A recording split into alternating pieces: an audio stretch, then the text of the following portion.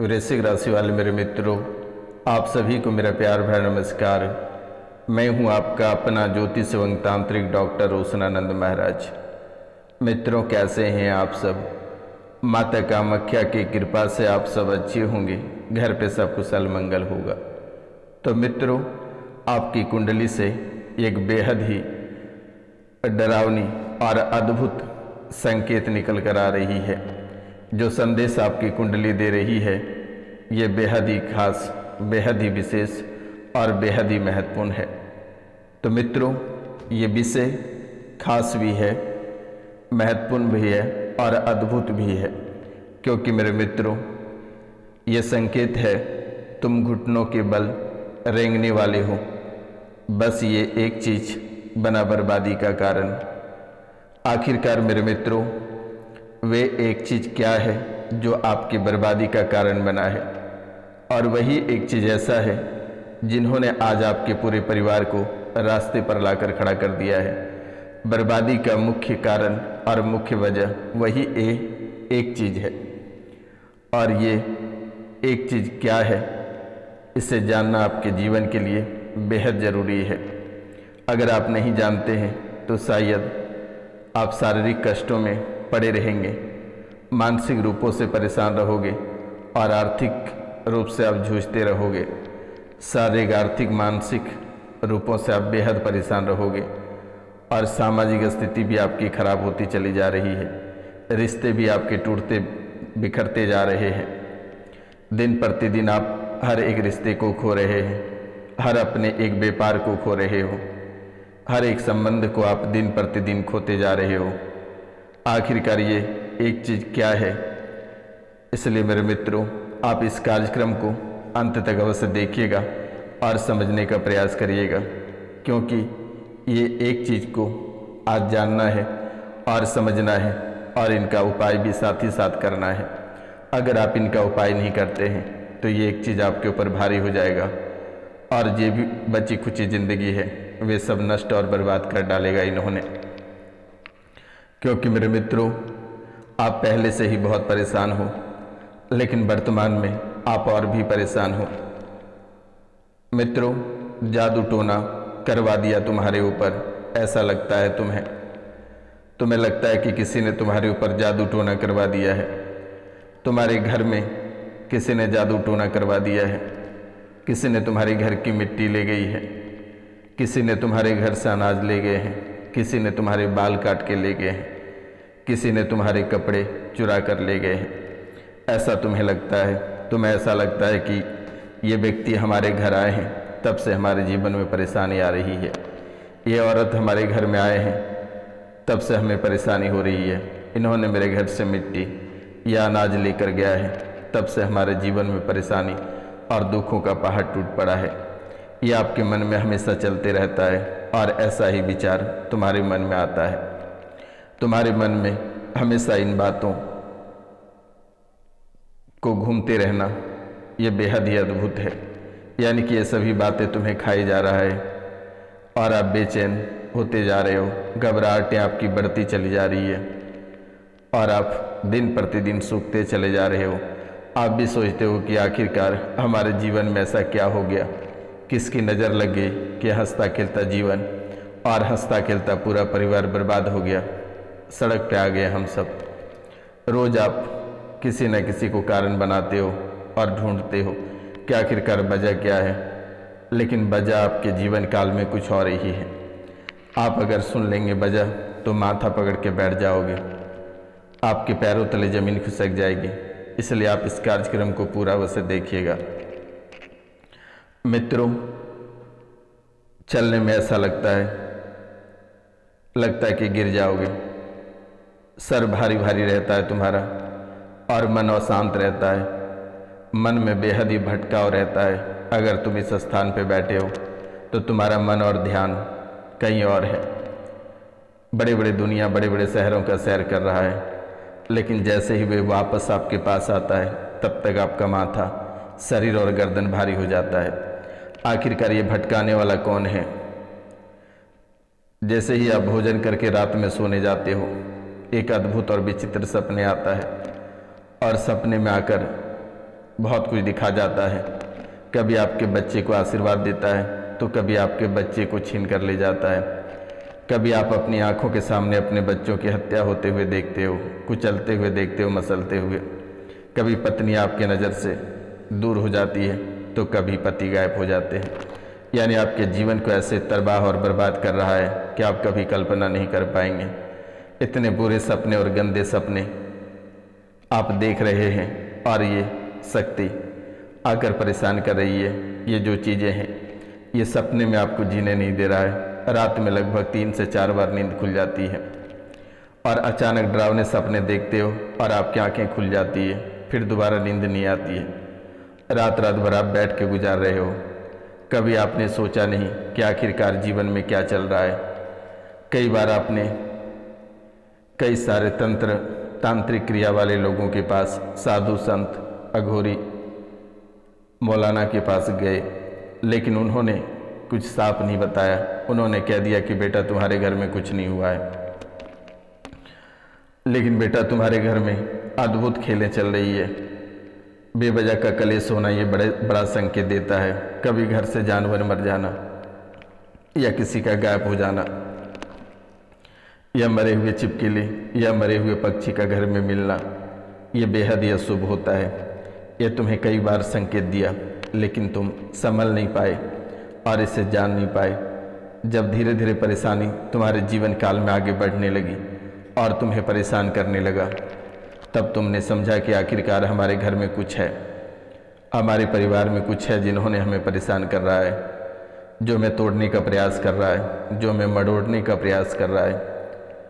कभी कभी आपको आभास भी होता है कि कोई तुम्हारे पास सो रहा है, कोई तुम्हारे शरीर के अंगों को छू रहा है, गलत हरकतें तुम्हारे साथ कोई कर रहा है, ऐसा तुम्हें महसूस भी होता है। लेकिन तुम सोचते हो कि अरे कौन होगा, हमारी बहम है। तुमने कई बार ऐसा सोचा, लेकिन ये नपुंसक शक्ति तुम्हें परेशान काफ़ी समय से कर रहा है। पहले थोड़ा बहुत कर रहा था लेकिन अब तो बहुत ही अधिक कर रहा है और ये तुम्हारा जीना दुश्वार कर रखा है। मित्रों, आपको हमेशा अशांत रखता है और कर्म अधूरे रह जाते हैं। और ये सबसे पहले ये आपके पितरों से आया हुआ है। पितरों की आत्मा अशांत होती है और आपके जो पितर हैं उनकी आत्मा बिल्कुल ही अशांत है और उनके अधूरे कर्म जो रह गए हैं वे उनके वंशजों को भोगना पड़ता है। आज जो आपके जीवन काल में रुकावटें आ रही हैं, धन की कमी हो रही है, वैवाहिक जीवन में समस्याएं हो रही है, संतान प्राप्ति में दिक्कत हो रही है, स्वास्थ्य में जो समस्याएं हो रही है, ये उन्हीं पितरों का खेल है। और एक औरत है जिन्होंने तुम्हारे ऊपर और तुम्हारे पूरे परिवार पे मारण मोहन और उच्चाटन क्रियाएं करा हुआ है। अगर आप देखा जाए तो स्वास्थ्य आपके जीवन काल में और आपका स्वास्थ्य और पूरे परिवार का स्वास्थ्य ऐसा धीरे धीरे होता जा रहा है कि तुम कभी कल्पना नहीं कर सकते हो कि आखिरकार हमारे जीवन में ऐसा हो सकता है। सबसे पहले तुम्हें डिप्रेशन से ग्रसित किया और ये डिप्रेशन इतना हाई लेवल का हो गया कि तुम मरने मारने की बात करने लगे। कभी सोच रहे थे कि बच्चों के साथ जाकर कहीं कूद जाएं या एक साथ जहर खा लें। कई बार तुमने प्लान बनाया, गाड़ी से कई बार बच गए, किसी भी समय सड़क दुर्घटना हो सकती थी ये डिप्रेशन की वजह से। अब आगे जो बीमारियां बढ़ी, बाइपोलर, ये कोई छोटी मोटी बीमारी नहीं होती है। ये जब घेरना शुरू करता है तो अच्छे अच्छे की हवा निकाल देती है। हत्या, आत्महत्या, लग रहा था कि किसी को मार दें या खुद को मर जाएं या कोसों दूर चले जाएं, लेकिन हत्या और आत्महत्या का आज भी आपके मन में चल रहा है। और कई बार आपने किसी की हत्या करने का भी मन बनाया, योजना बनाया, लेकिन माता महारानी, 64 योगिनी की मालकिन माता काली और माता कामाख्या ने तुम्हारे मिशन को अनसक्सेसफुल कर दिया। गॉल ब्लैडर तुम्हारे परिवार में और तुम्हारे गॉल ब्लैडर निष्क्रिय हो रहे हैं। एसिडिटी की समस्याएं लगातार देखने को मिल रही है। कॉन्स्टिपेशन ये भी लगातार देखने को मिल रही है आपके जीवन काल में। कुल्ले में सड़न हो रही है। आंखों में धुंधलापन दिखाई दे रही है, एक्सीडेंटल स्मृतियाँ, यानी एक्सीडेंट का भय हमेशा सताता रहता है, मृत्यु का भय हमेशा बना रहता है आपके जीवन काल में। किडनी श्रिंक हो रही है, यूरेटर में सूजन और कामुक विचार हमेशा मन में रहता है। कभी अगर आप पूजा पाठ करते हैं तो उस देवी को देखकर भी आपके मन में गंदे विचार और गंदे ख्याल आ जाता है। ये कामुक विचार आपको जीने नहीं देता है, किसी के प्रति आपका झुकाव हो जाता है और यही कामुक विचार एक दिन तुम्हारी प्राण ले लेगी, क्योंकि अपना बॉडी अपना मन को कंट्रोल नहीं रख पाते हो और हमेशा हवा से दिखाई देती है। काम वासना यह आपके जीवन का एक अद्भुत खेल बनकर रह गया है। चरित्र को अपने कोने में रख दिए हो और जीवन का जो खेल है ये तुम लगातार खेल रहे हो। कई बार भनक भी लगा, किसी की पत्नी ऐसे कारनामे कर रहे हैं तो किसी के पति। जब भनक लगा तो उन्होंने कई सफाइयाँ दी और सफाइयाँ देते हुए मानने को तैयार नहीं है और आज भी उसी दलदल में फंसा हुआ है। बर्बाद होता चला जा रहा है, घर परिवार एक एक दाने के लिए मोहताज हो रहा है, लेकिन वे दिखाई नहीं पड़ रहा है। लेकिन उनका जो चरम सुख है, संभोग है, ये छूटना नहीं चाहिए मेरे मित्रों, और यही आदत उन्हें बर्बाद करेगा। यूरेटर में सूजन, कामुक विचार और अचानक सांसें फूलना। क्या तुम 4 कदम चल देते हो, तुम्हारी सांसें गुब्बारे की तरह फूल जाता है और हाँफने लगते हो, बैठ जाते हो तुरंत। उसके बाद कमर पकड़ने लगते हो, पेट पकड़ने लगते हो, गर्दन और मुंह को पकड़ने लगते हो। लगता है कि दम घुट जाएगा तुम्हारा। बुद्धि बनी हुई है, लगता है किसी ने तार से तुम्हारी बुद्धि को बांध रखा है। सर्वाइकल में ट्यूमर्स, ये कोई छोटी बात नहीं है, ये बहुत बड़ी बात है। आप किसी की बातों को सुनकर नहीं समझ पाते हो, क्या बोला क्या नहीं बोला, ये बात तुम सुनकर समझ नहीं पाते हो, तुम्हारे मन में आता ही नहीं है कि आखिरकार उन्होंने क्या बातें कर रहा है, क्या बोल रहा है। अकेलापन महसूस होना, हमेशा तुम्हें ऐसा लगता है कि तुम अकेला हो, आगे पीछे तुम्हारा कोई नहीं है और आज तक तुम अकेले चलते आ रहे हो। कभी कभी हार्ट अटैक की स्मृतियाँ भी बन जाती है, हार्ट की समस्याएं गंभीर हो जाती है और अंडकोश में सूजन हो जाता है, लीवर सिरोसिस हो जाते हैं, रक्त में क्लोटिंग और पेट में दर्द, एक्जिमा, कमजोरी महसूस होता है। लगता है कि पाँव यहाँ रखते हो तो कोसों दूर में पाँव रखा जाता है। कमजोरी साफ साफ महसूस होता है। कैंसर पेनक्रियाज, हेड में, रक्त में और गुदाद्वार में। जब क्रोध आता है तो किसी को नहीं समझते हो, कोई भी डिसीजन अपने मन से ले लेते हो, किसी के साथ हाथापाई कर देते हो, किसी को बड़ा नुकसान कर देते हो। और जब क्रोध शांत होता है तो तुरंत ही पाँव छू देते हो, नतमस्तक हो जाते हो कि भाई हमसे गलती हो गया। जादू टोना तुम्हारे जीवन को बर्बाद किया है और तुम्हारे पितर भी तुम्हारे जीवन को बर्बाद किया है मेरे मित्रों। और तुम्हारे पूर्वज जो पितर दोस्त जो वर्तमान में हैं, ये नकारात्मक स्मृतियाँ को निमंत्रण दे रहे हैं।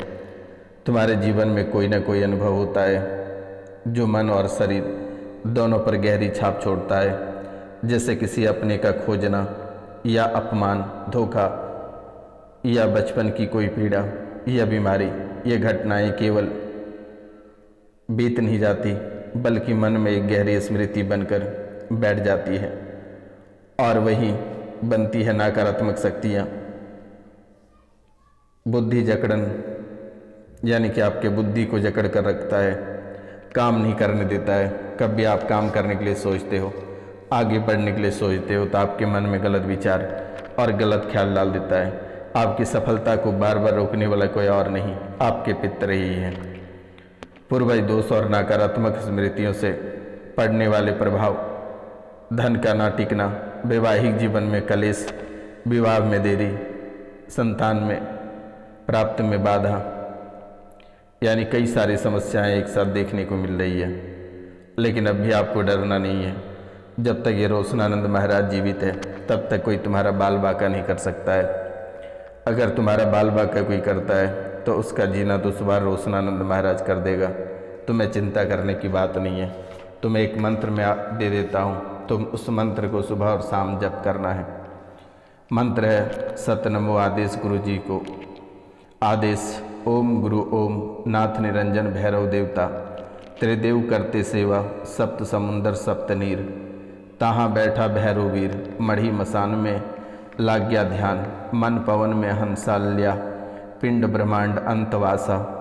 अमरापुरा में खेले संगा जुग जुग जागे जोत।